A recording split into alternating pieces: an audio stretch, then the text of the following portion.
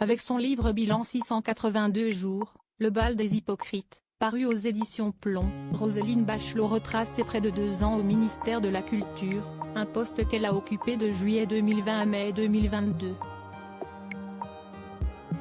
En pleine promotion de son dernier ouvrage, la politicienne a donné une interview à Radio J, dimanche 15 janvier, durant laquelle elle est revenue sur la réaction de son fils à l'annonce de sa nouvelle nomination au gouvernement.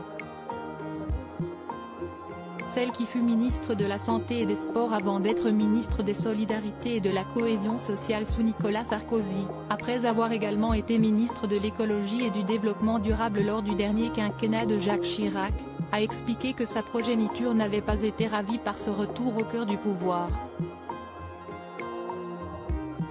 Au début de l'été 2020, son fils l'avait appelée pour savoir si elle préparait ses vacances, et Roselyne Bachelot lui avait alors expliqué que ses plans avaient un peu changé.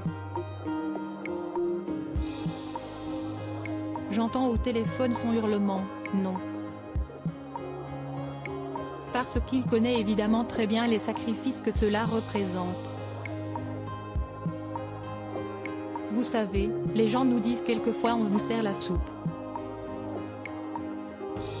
J'ai souvent envie de dire que si est une soupe à la grimace, a relaté l'ancienne ministre auprès de Radio J.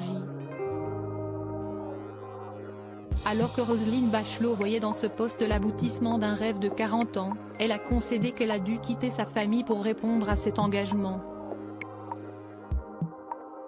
Olivier Véran, Roselyne Bachelot.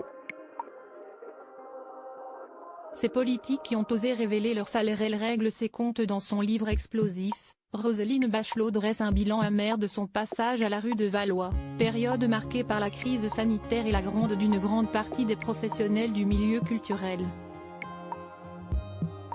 Elle y dénonce l'ingratitude de certains artistes, particulièrement des plus friqués, qui ont accusé l'État d'inaction. Tout au long de cette crise, je suis restée scotchée par le double langage de ce milieu. Quand on passait saluer les artistes dans leur loge, les témoignages de gratitude étaient constants. En revanche, à la télévision et à la radio, la hargne et la victimisation se déployaient, critique-t-elle notamment. Article écrit en collaboration avec 6 médias. Crédit photo, Cédric Perrin.